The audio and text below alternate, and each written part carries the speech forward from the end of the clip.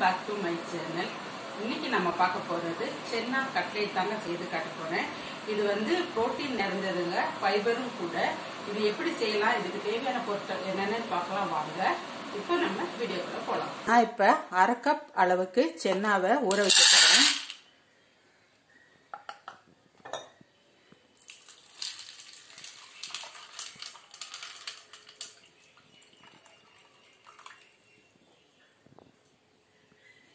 இது நல்லா ஊறட்டும். ஒரு 2 மணி நேரம் ஊற விடுங்க. இப்போ பாருங்க, நல்லா ஊறிடுச்சு சென்னா.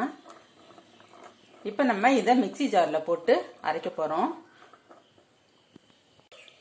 இப்போ நம்ம தண்ணி இல்லாமல் மிக்ஸி ஜாருக்குள்ளே போட்டுடலாம்.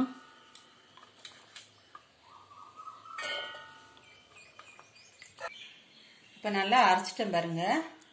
ரொம்ப நைஸாகவும் அரைக்கக்கூடாது, ரொம்ப குறன்னு அரைக்கக்கூடாது. இந்த பதத்துக்கு அரைச்சி வச்சுக்கோங்க. இப்போ இதோட உப்பு சேர்த்துக்கிறேன் கொஞ்சம். அப்புறமா சில்லி ஃப்ளேக்ஸ் சேர்த்துக்கிறேன், கொஞ்சமாக சேர்த்துக்கோங்க.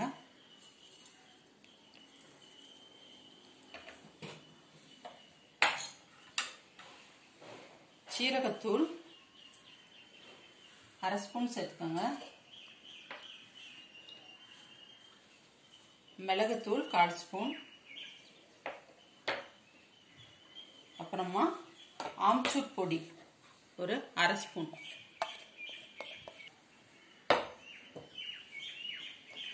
மஞ்சத்தூள் 1/4 ஸ்பூன் போட்டுக்கோங்க. அதோட கொத்தமல்லி இலை பொடியை நறுக்கினது, புதினா இலை,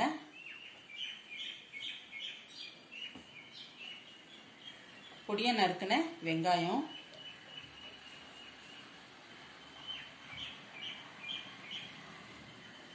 இதை நல்லா கலக்கி விட்டுருங்க.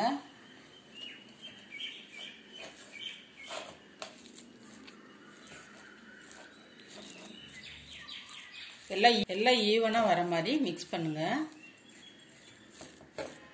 இந்த உப்பை எல்லா இடத்துலையும் ஸ்ப்ரெட் ஆகணும்.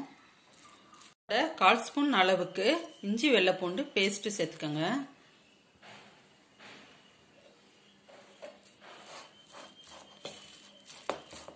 இப்போ எல்லாம் சேர்த்து மிக்ஸ் பண்ணி வச்சிருக்கோங்க. இப்போ இதை சின்ன சின்ன உருண்டையா நம்ம உருட்டி வச்சுக்கலாம் தட்டில்.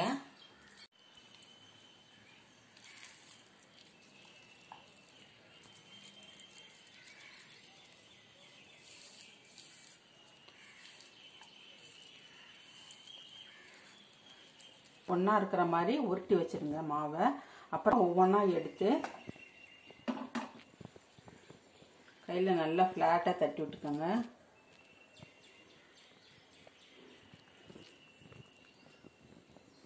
இப்போ இந்த பிரெட் க்ரம்ஸில் போட்டு எடுத்துருங்க.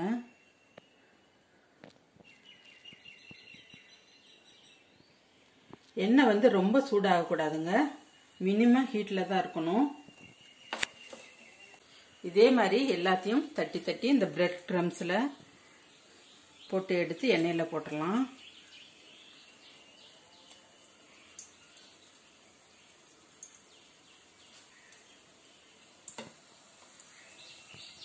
இப்போ திருப்பி போட்டுக்கலாம்.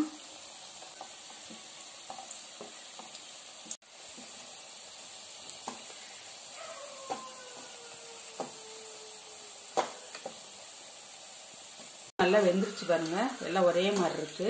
இந்த சமயத்தில் எடுத்துருங்க.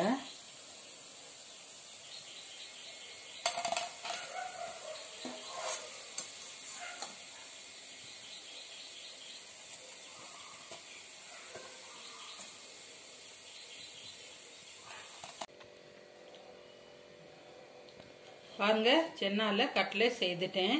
இது ரொம்ப சூப்பராக இருக்குங்க. குழந்தைங்களுக்கு இந்த மாதிரி வித்தியாசமாக செய்து கொடுங்க, ரொம்ப விரும்பி சாப்பிடுவாங்க. வீட்டில் நீங்களும் ட்ரை பண்ணி பார்த்துட்டு எப்படி இருக்குன்னு கமெண்ட் பண்ணுங்கள். தேங்க்யூ.